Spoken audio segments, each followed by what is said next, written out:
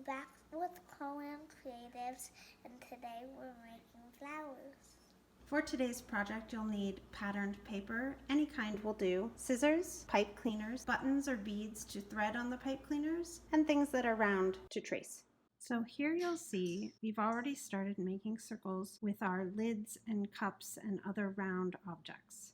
We've filled up our papers as much as we could and left a little bit of room around the edges of some. We will use our scissors to cut these circles out and trim the edges a little bit. On this paper, I've made some interesting lines for Ezra to cut along, some curvy ones, some straight ones, and some triangle cutouts. And on these papers, I've drawn some flowers outside of the circles and some flowers on the inside of the circles as a bit of a cutting challenge.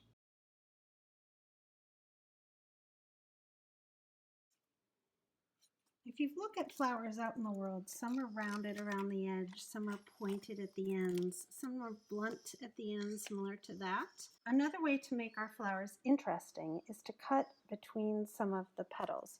So ones like this, there's plenty of space in between the petals to make them interesting.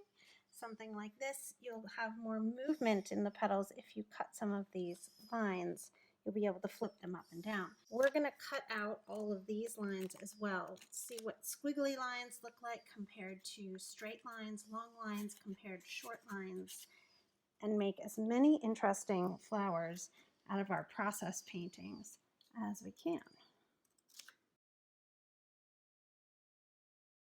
What have you got there, Ezra? A flower and a pencil. And you're making a hole right in the center. And once we've got a hole in the center, we can thread our pipe cleaner through like that, and you can layer your flowers like this. Look at all these process paintings that we've turned into flowers. Ezra is now taking his pipe cleaners and he's going to thread them through. You've probably been wondering, what on earth are we going to use the buttons and the beads for? Anything with holes. And Ezra has already started threading a button on the end. Here Ezra is layering his buttons. We have a button we bought and a button from Grandma, one of his very favorite buttons. And he's bending his pipe cleaner over and re-threading it through one of the 4 holes.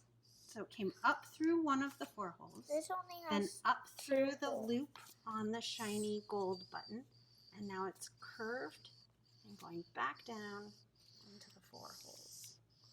So here are some of our mostly finished ones. Ezra was able to thread his pipe cleaner up and then back through, and then we were able to thread it up through one, up through the second, and then back down so that it comes out the other side. And same with this one.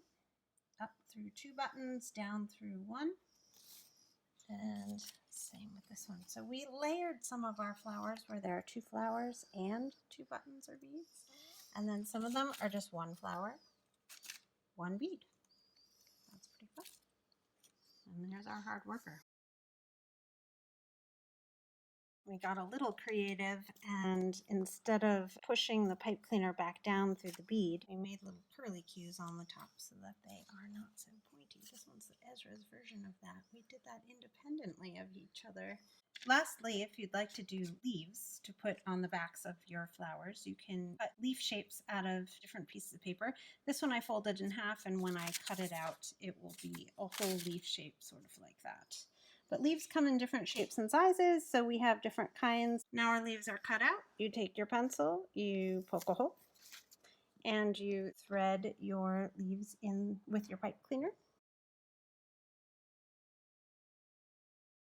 Here are some examples of some alternate stems. This one here we twisted around a pencil. This one we took a second pipe cleaner, wrapped it around, and then folded the edges in to look like leaves. This one's the one that Ezra added another pipe cleaner and then a bead to the leaf. And then this one we added 2 leaves. So this is 1 pipe cleaner and this is a second one, and that's a third one.